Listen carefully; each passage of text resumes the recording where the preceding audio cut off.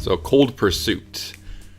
We went into this movie not seeing any trailers, videos, TV spots. I've read a vague description of the film, so you could say we went into this movie completely cold. All right, I'm not gonna try to make too many cold puns here. So, anyways, Cold Pursuit. You ready to? We saw it. You ready to give our rating for it? Yeah. All right. Cold Pursuit. 3, 2, 1. Pass Wait for it. Not surprised you gave it to pass it. I think because we didn't see any advertising for this film before we saw it. I was so confused. I just saw the positive critic reaction. I was like, oh, hey, Liam Neeson movie. It's getting good reviews. Let's go check it out. Was not expecting the black comedy that we got. Let's talk about it. So, I'll start out. Cold Pursuit is 100% a black comedy. It is Liam Neeson seeking revenge for a group of drug dealers that murdered his son. The thing with the film, and I'll get into the things that I like real quick in just a second. The thing about this film is that it starts out as kind of like this dark and gritty revenge film, and then as it moves along, as we get closer and closer to the middle of the film, funny things start to happen, and I wasn't 100% sure if I was supposed to laugh at this film.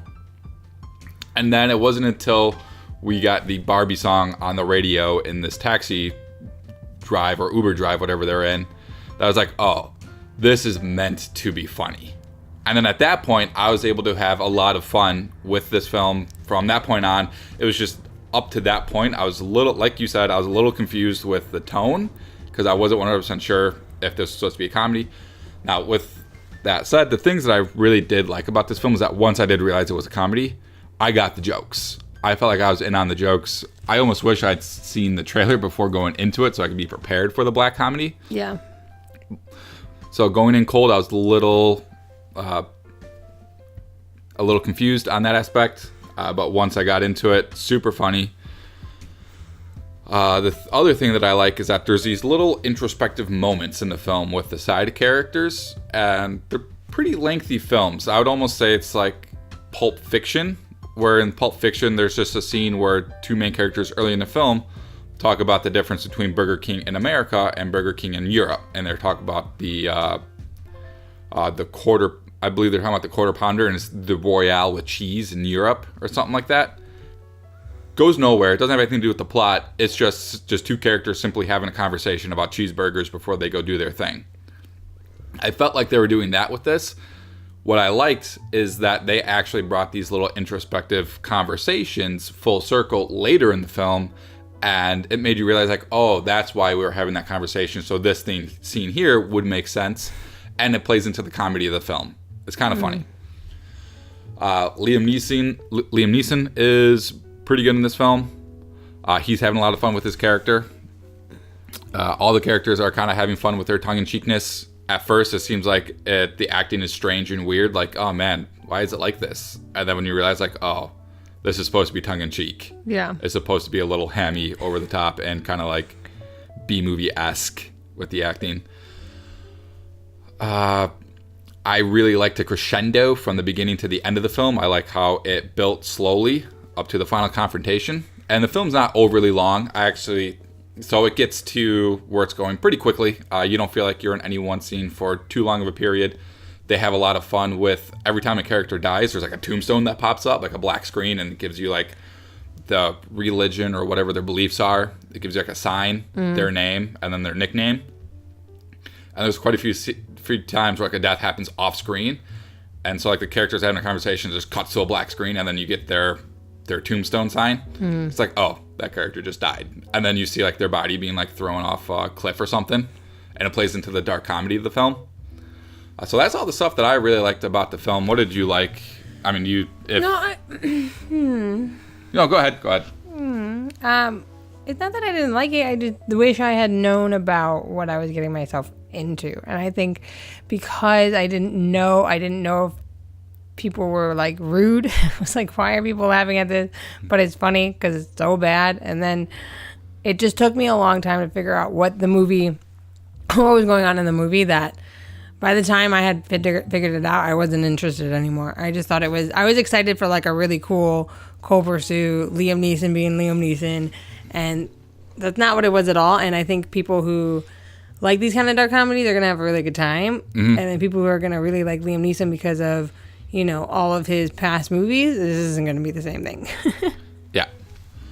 So, to your point, if you're going to this movie expecting John Wick, this is not John Wick.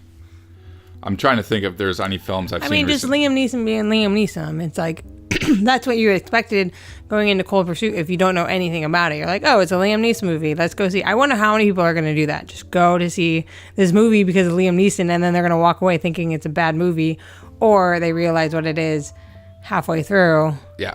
And they're like, oh, not what I expected. Yeah. The only film I can really kind of even like